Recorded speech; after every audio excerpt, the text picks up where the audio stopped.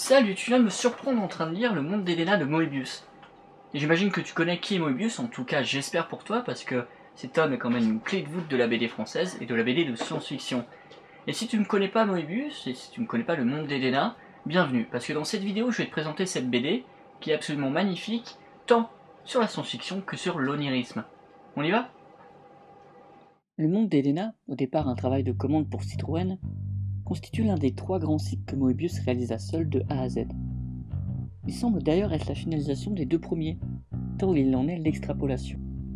On peut le voir comme le résultat de la fusion du garage hermétique, où Moebius explorait l'écriture automatique à travers le dessin, mais également d'Inside Moebius, une autobiographie en planche qui se range du côté de l'introspection personnelle à travers sa spiritualité et ses œuvres.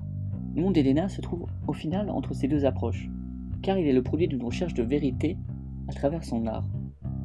Et le repoussement de son art, le repoussement que Moebius veut effectuer sur cette BD peut se voir sur 2 points bien précis. Narrativement déjà, puisqu'il souhaite ne plus donner de fin tragique, il souhaite supprimer toute fin catastrophique de ses histoires, mais plus que cela, plus qu'un ressort narratif, il souhaite également expérimenter sur son trait et son propre dessin. Moebius décide d'un contre-pied total de ses anciennes planches. Fini la surabondance des détails reconnus à travers Blueberry et ses œuvres précédentes, il laisse place ici à une épuration, à une simplification des traits.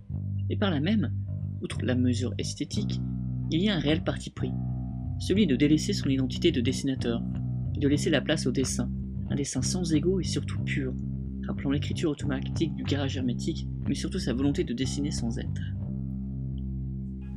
La qualité immense de cette œuvre, outre cette recherche éternelle de Moebius pour l'art ultime et véritable, se trouve également dans les thématiques que la BD aborde, des thématiques encore actuelles dans notre société. Mais ce qui marque en tout cas, c'est surtout la réécriture qui est explicite, celle de la genèse. Le monde d'Elena n'est pas qu'une grande quête du rêve de cet onirisme propre à Moebius qui possède la poésie, la spiritualité essentielle de ses œuvres, non. Il s'agit également d'une grande quête vécue par un homme et une femme, 2 moitiés séparées, qui cherchent à fusionner dans un monde qu'ils découvrent peu à peu, comme ils se découvrent eux. Moebius nous signe donc ici l'ultime quête de son art. Autant spirituellement, narrativement que dans son art propre, il s'agit surtout d'un must-have pour tous les fans de science-fiction et de BD, mais également de lecture qui va outre le simple divertissement, celle qui vous fait réfléchir et surtout comprendre que le dessin, c'est pas juste des traits. Alors voilà, le monde d'Elena, comme tu viens de voir, c'est une perle.